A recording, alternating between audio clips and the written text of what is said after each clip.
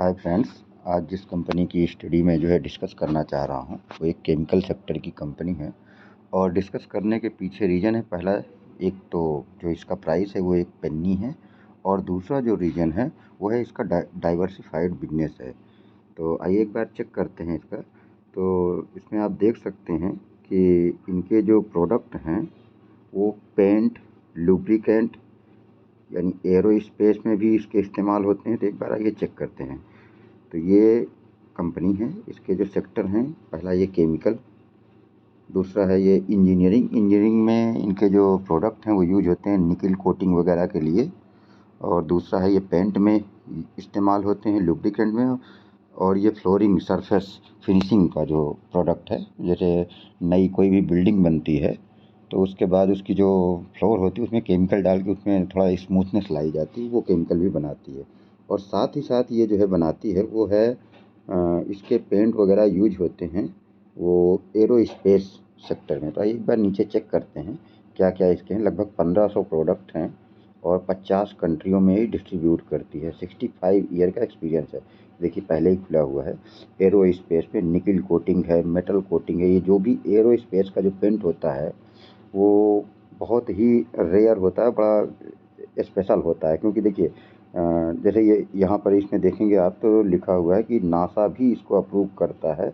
NASA, DOD, FFA quality standard वहाँ से the arrow space industry, ठीक है। तो ये एरो स्पेस में वही केमिकल यूज होते हैं जो जल्दी आग न पकड़े, ये बहुत विशेष केमिकल होते हैं।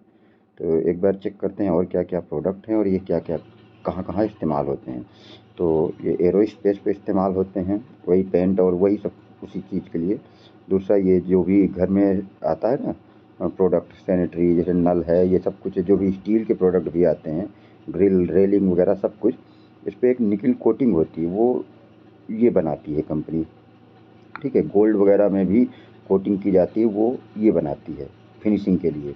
यहाँ तक कि ऑटो इंश्योरेंस और जो सबसे खास है वो ये देखिए PCB, जिसकी वजह से मैंने इसको चूज किया। यानी प्रिंटेड सर्किट बोर्ड, यानी इनका इलेक्ट्रॉनिक्स में भी इनका जो है काफ़ी अच्छा वो है, पकड़ है इनकी। एक बार इनके क्लाइंट वगैरह भी चेक कर लेते हैं। तो क्लाइंट की डिटेल यहाँ होनी चाहिए थी, अच्छा आ गई। टाटा है, गोदरेज है, हेल है, ठीक है, भारतीय रेल है, इसरो है। वही इसरो वगैरह सिर्फ इसलिए है क्योंकि इसका जो प्रोडक्ट है वो स्पेशल है, बहुत ही कम कंपनियाँ ही बनाती हैं उसको। टाटा भी है, और भी लगभग 50 कंट्रियों की है। अभी डिटेल इसलिए नहीं क्योंकि मैं नेट बंद कर रहा है, बहुत सारे मैसेज आते रहते हैं जब मैं वीडियो बनाता हूँ। तो आइए एक बार इसके फंडामेंटल वगैरह भी चेक करते हैं।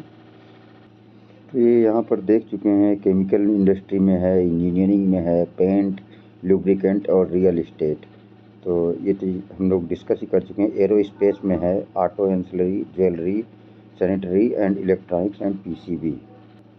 तो एक बार इसके स्क्रीनर के पेज पे आ गए हैं। नाम आप लोग देख सकते हैं। प्राइस केवल 104 रुपये की है, ठीक है। मार्केट कैप लगभग 4600 करोड़ का है, और 120 और 65 के बीच में ही है लगभग, है ना। स्टॉक भी कोई बहुत ज़्यादा नहीं है, 29 का ही है। ROC एंड ROE भी बड़ा डिसेंट सा है, ROE डिसेंट सा है इसमें, देख सकते हैं। और इसमें डेप्ट वगैरह 12 करोड़ का है, जबकि रिजर्व 824 और इन्वेंट्री में 153 है। प्रोमोटर होल्डिंग भी डिसेंट सी है, 69%, ठीक है। प्रोमोटर ने थोड़ा सा स्टेक अभी सेल किया है, मेरे ख्याल से अभी कुछ दिन पहले इसने बोनस वगैरह दिया था तो उसमें कुछ उन्होंने ट्रिम की होगी। प्रॉफिट ग्रोथ 22% का है, प्राइस टू अर्निंग 29 है, और फ्री कैश फ्लो भी काफ़ी अच्छा है इनके पास, ठीक है। अब जो इसके चार्ट को देखते हैं तो एक ख़ास चीज़ मैंने नोटिस की है इस चार्ट में। जब भी ये 200 DMA पे आता है, ये जो ब्लैक लाइन नीचे खींची हुई देख सकते हैं आप चार्ट पे, 200 DMA मैंने क्लिक कर रखा है। तो जब भी 200 DMA पे आता है तो बहुत तेज़ फास्ट मूव करता है। अगर ये जो है, आइए एक बार देखते हैं 3 ईयर पे इसको। तो ये देखिए 3 ईयर पे आ गए। तो इसका चार्ट जो है आप देखेंगे इतना खूबसूरत सा चार्ट जो है 3 ईयर पे है, और सेम चीज़ रिपीट हुई है 5 ईयर में भी, यानी लगातार ग्रो हुई है। अगर आप VBL से मैच कराएंगे तो बिल्कुल मैच होगा। ऐसे चार्ट बहुत ही कम कंपनियों के देखने को मिलते हैं। जिस हिसाब से इस कंपनी की ग्रोथ है, 10 ईयर में भी लगातार वही पैटर्न है। और इसने अपना पैटर्न कहाँ से चेंज किया है, 2020 से 2020 तक थोड़ा सा इसमें गिरावट आई थी, ठीक है। 2017 से लेके 20 तक यानी बीच बीच में जब भी उठने की कोशिश किया होगा 19 में तो कोविड रहा, थोड़ा सा ज़्यादा गिरा, लेकिन उसके बाद से कोविड के बाद से लगातार इसमें ग्रो हुई है। और इसीलिए मैंने इसको वो भी किया क्योंकि मैं चार्ट चेक कर रहा था कि किस कंपनी का चार्ट सबसे बेस्ट है, तो ये चार्ट मुझे उसमें निकल के आया। एक्चुअली इसको फाइंड करने के लिए मैं एआई का इस्तेमाल कर रहा था कि सबसे बेस्ट चार्ट, और चार्ट के कंपटीशन में मैंने वीबीएल को रखा था कि ऐसे चार्ट किस किस कंपनियों के हैं, तब ये निकल के आया है उसमें। ठीक है, कोई इसमें मैंने रॉकेट साइंस नहीं लगाया इसको खोजने के लिए। और क्योंकि चार्ट ही जो है पूरे शेयर की पूरी डिटेल दे देता है कि वो कैसा चलता है। अब इसमें ऊपर नीचे जो है ये जताता है, दिखाता है कि ये वोलाटाइल स्टॉक है एक, ठीक है। तो और इसके कंपटीटर में आप देख सकते हैं सारी नामी कंपनियां हैं, लिंडे है, पीडीलाइट, एसआरएफ, गुजरात फ्लोरो, गोदरेज इंडस्ट्रीज, दीपक नाइट्रेज, हिमाद्री स्पेशल, ठीक है। तो ये सारे कंपनियां, इसके क्लाइंट भी बहुत बड़े बड़े हैं, इस वेबसाइट पे नहीं दिखेगा, लेकिन फ़िलहाल अभी मैं सिर्फ पोस्ट करने के पर्पज़ से डाल रहा हूँ। After 1 year I will continue इस चैनल को, अगर इच्छा हुई तब चलाऊँगा, तब मैं इसको डिटेल में बनाऊँगा। अभी तो फ़िलहाल हल्का-फुल्का सा केवल अपलोड करने के पर्पज़ से। तो एक बार देखते हैं इसके सेल्स का डेटा। 2013 में 327, फिर 380, 409, 413, 432, 497, 600, 618, 605, फिर 768, 981, 1000, 1100। यानी लगातार कोई ऐसा नहीं हुआ कि कहीं डिप हुई हो, लगातार इतना खूबसूरत चार्ट। और ओपीएम भी देखिए, ओपीएम 16 से लेके 18, 19, 15, यानी ओपीएम भी इसका एकदम फिक्स है। यानी इसकी जो है, इससे ये पता चलता है कि इसकी जो है मार्केट में ये खुद अपने रेट डिसाइड करने में सक्षम है कंपनी, तभी इनका ओपीएम जो है कांस्टेंट रहता है, ठीक है। ऐसी कंपनियों के ऑपरेटिंग प्रॉफिट भी काफ़ी अच्छा है इसका। और एक बार इसके नेट प्रॉफिट पे आ जाते हैं तो 20, 30, 33, 42, 54, 64, 64, 76, 69, 79, यानी लगातार आप देखें 113, 146, 160 लगातार बढ़ता रहा है। तो ये काफ़ी अच्छा है। और यहाँ पर देखेंगे ये जो चारों कॉलम दिख रहे हैं आपको, कितना खूबसूरत है। मतलब सब कुछ 2 डिजिट में है और कभी एकदम कांस्टेंट सा है, ठीक है। तो ये काफ़ी अच्छी चीज़ें मुझे इस शेयर पे लगी।